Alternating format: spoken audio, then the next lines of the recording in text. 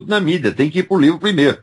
Então você entrava nas grandes livrarias e você via uma estante com o livro democrata, outra estante com o livro republicano. Você escolheu, mas no Brasil isso não existe. No Brasil isso é proibido. Né? Então, isso quer dizer que o nível de desinformação do pessoal, de má informação, é um negócio assustador. Você vê que no Brasil ainda existe o mito do antifascismo soviético. As pessoas ainda acreditam nisso, que é uma coisa criada pela propaganda soviética por Willy Münzenberg nos anos 30. Porque você vê, hoje em dia se sabe o seguinte, que o nazismo nunca teria chegado a ser uma ameaça mundial se a União Soviética não tivesse ajudado a constituir o exército alemão em segredo, porque a Alemanha estava proibida pelo Tratado de Versalhes de ter um exército. Então o que eles faziam? A Rússia dava equipamentos, dava dinheiro, dava armas e treinava o exército alemão no território soviético. Foi só assim que o Hitler virou uma ameaça, senão ele teria sido um problema provinciano, tá entendendo? Certo. Por que o Stalin fazia isso? Porque ele queria jogar os nazistas contra as potências ocidentais. Ele achava que esses nazistas são os loucos, eles não têm uma estratégia científica como nós temos, então eles vão ganhar e não vão levar. Então deixa eles ir adiante de nós, eles destroem tudo, e depois a gente vem atrás e pega tudo para nós. E o cálculo foi muito bem feito, porque aconteceu isso mesmo. Né? Então, era importante o seguinte, quer dizer, internamente a União Soviética ajudava o Hitler, mas na Europa Ocidental ela fazia campanha contra.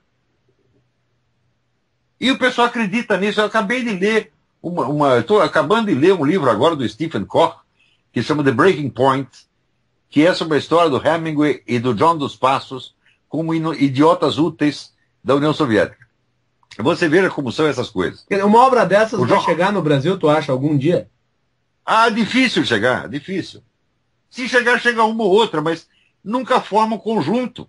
É exatamente por isso que ele fez a pergunta, professor. Quer dizer, aquele teu roteiro, pô, esses livros aqui devem ser fantásticos, mas a possibilidade de tu conseguir ler tudo aquilo, muitas vezes transpassa até a vontade da própria pessoa e ela chega a esse obstáculo de redoma. Mas é o tal negócio. Ou o nego quer estudar para se tornar um conhecedor do assunto e poder opinar com conhecimento de causa, ou então ele quer ser apenas, vamos dizer, um leitor comum cuja opinião não vai valer nada.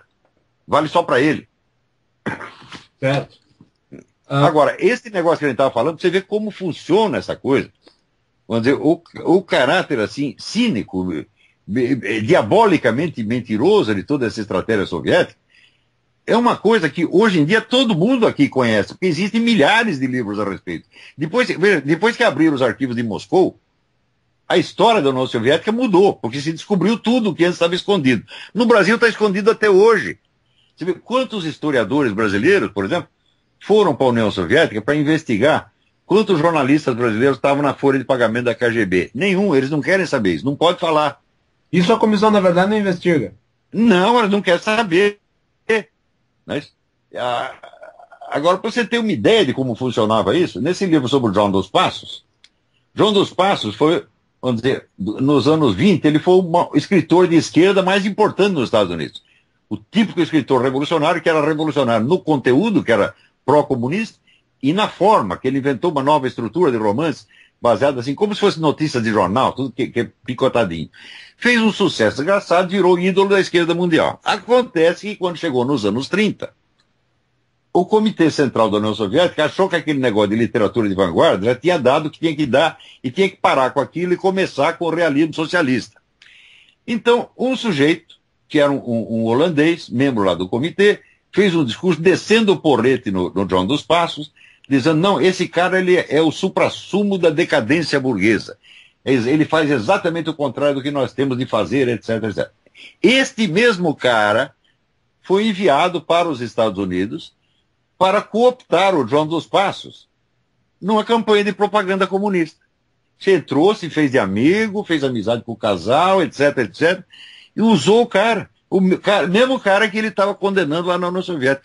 Então, a diferença de discurso entre o que os comunistas falam para eles mesmos e o que eles falam para os outros é uma coisa monstruosa. No Brasil você vê a mesma coisa.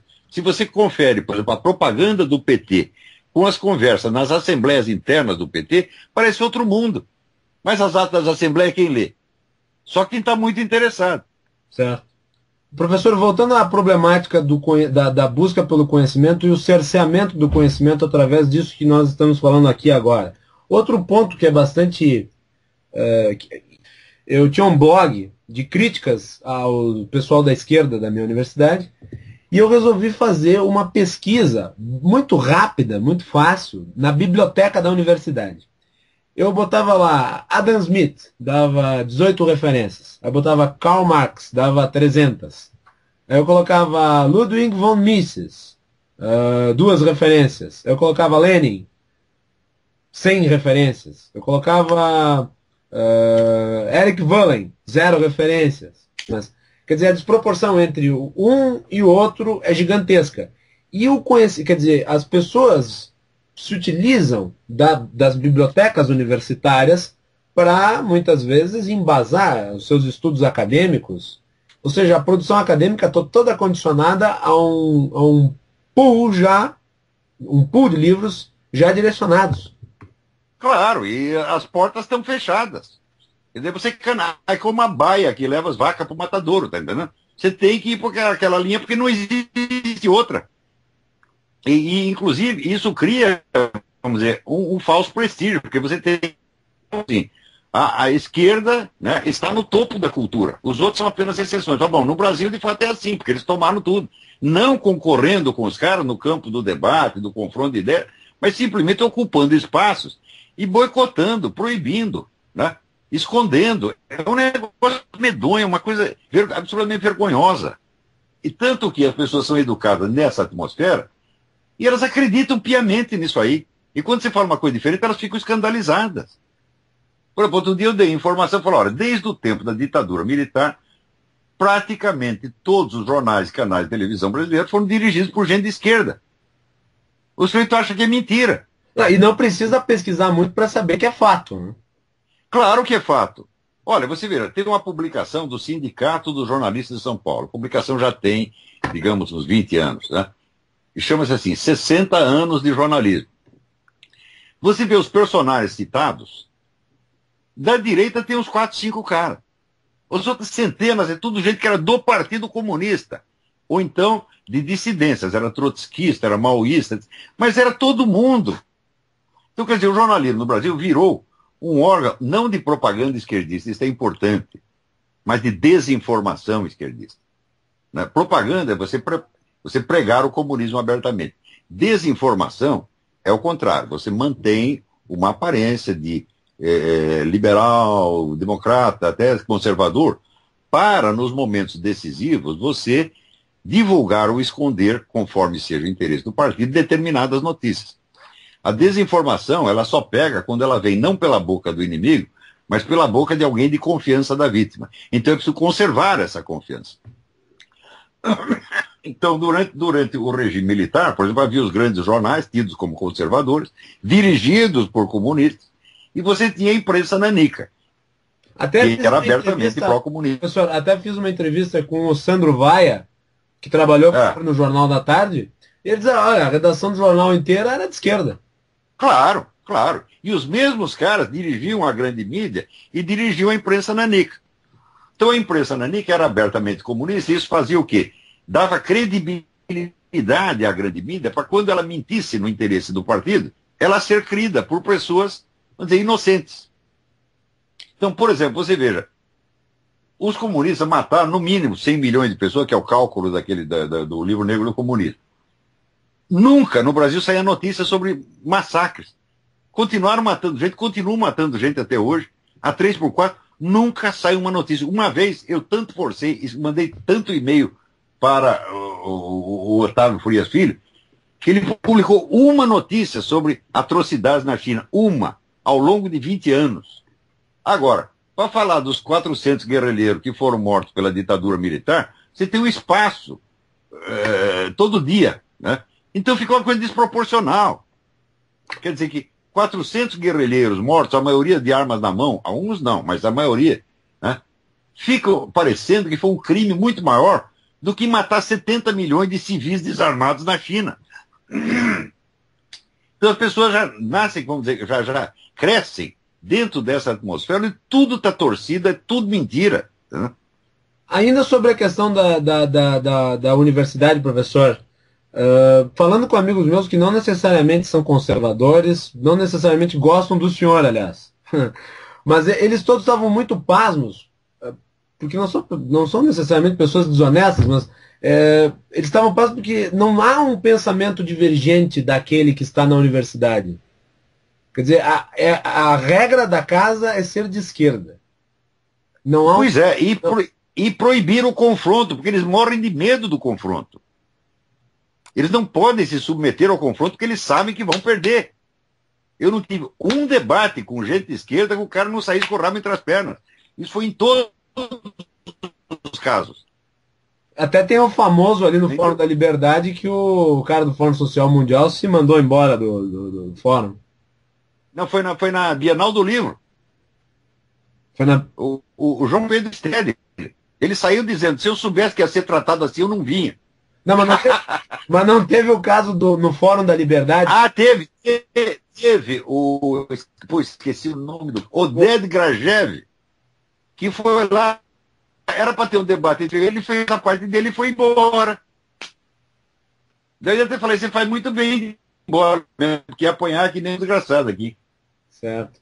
Professor, antes de nós encerrarmos, já estamos chegando no fim, eu queria que tu me dissesse quais são os futuros lançamentos da tua obra. Quer dizer, o que está previsto a chegar? Tem um livro que tu estás escrevendo há bastante tempo, que é A Mente Revolucionária. Tem alguma previsão da chegada desse livro? Eu li um trecho dele na revista Vila Nova.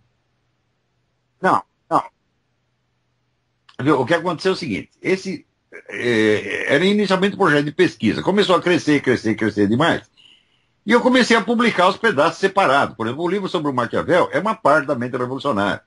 Mas o próximo livro que vai sair é um livro sobre René Descartes, chama Visões de Descartes. Esse já está no prelo, lá pela Vida Editorial. É também uma parte da mente revolucionária. São e outras partes que vão se espalhando em livro, conferência, etc.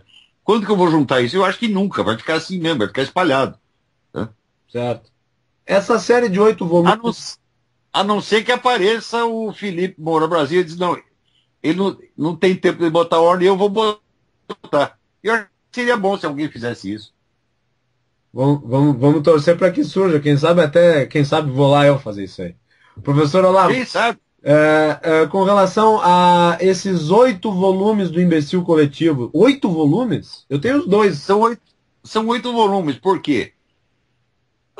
Todos os artigos que eu publiquei até antes de eu começar a escrever no Diário do Comércio, que foi 2005, todos eles eram escritos no espírito do Imbecil Coletivo. E com a ideia até de formar vários volumes, mas nunca tive tempo de fazer isso. Mas agora, o pessoal da Vida Editorial tomou essa iniciativa, está organizando os artigos mais ou menos em ordem cronológica e vai dar uma série de 8 volumes. O próximo que se chama é o Imbecil Juvenil.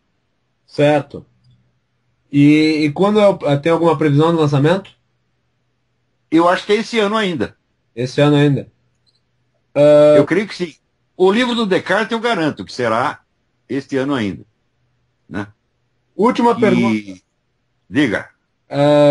Como é que foi aturar aquelas 2 entrevistas na Folha de São Paulo e no Diário do Comércio?